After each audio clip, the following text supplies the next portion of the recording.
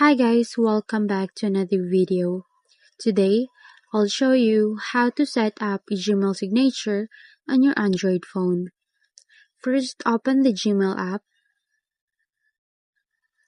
Tap the three lines icon on the top left, then scroll down and tap Settings.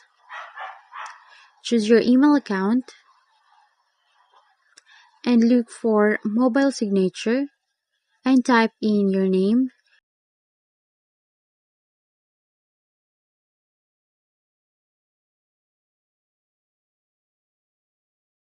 job title,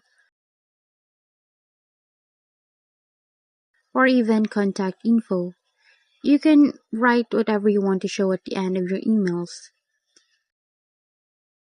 Once done, tap OK. Now, every time you send an email from your phone, your signature will appear automatically.